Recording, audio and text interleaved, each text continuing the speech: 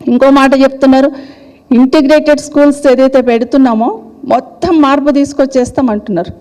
సంవత్సరంన్నర అయింది, మీరు ఒక కమిషన్ వేశారు, కమిషన్ వేసి కూడా మార్పు తీసుకొస్తామన్నారు. అసలు ఈ 1.5 ఇయర్లో ఏం మార్పు తీసుకొచ్చారనేది స్పష్టం చేయాలని కోరుతున్నాను. అసలు ఏం విద్యాపరంగా ఎక్కడ మార్పు తీసుకొచ్చారు? మీరు తీసుకొచ్చిన మార్పు ఏంటి?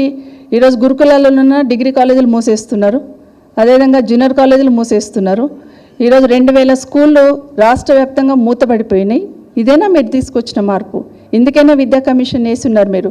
ముఖ్యమంత్రి గారు మీ దగ్గరే ఉంది కదా విద్యాశాఖ, ఎందుకు స్కూళ్ళు క్లోజ్ అవుతున్నాయి? ఎందుకు ఎస్సీ గురుకులాలలో ఉన్న ఇంటర్ కాలేజీలు కానీ డిగ్రీ కాలేజీలు కానీ ఎందుకు మూతపడేయాలనుకుంటున్నారు? దాని వెనకాల మీ ఉద్దేశం ఏంటి? గురుకులాలను ఎందుకు నిర్వీర్యం చేయాలనుకుంటున్నారు?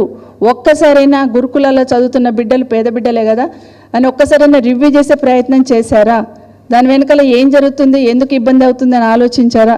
ఇవన్నీ ఆలోచించకుండా నేను ఒక 200 కోట్లు పెట్టి బిల్డింగ్ కడుతున్న స్కూళ్ళకి విమర్శిస్తున్నారు అని అంటున్నారు. అంటే 200 కోట్లు పెట్టి నియోజకవర్గానికి ఒక స్కూల్ కడితే మరి మిగతా స్కూళ్ళ పరిస్థితి ఏంది? ఇప్పటి వరకు 1.5 ఇయర్లో ప్రభుత్వ పాఠశాలలకు ప్రభుత్వం నుండి ఏమైనా నిధులు మంజూరు చేశారా?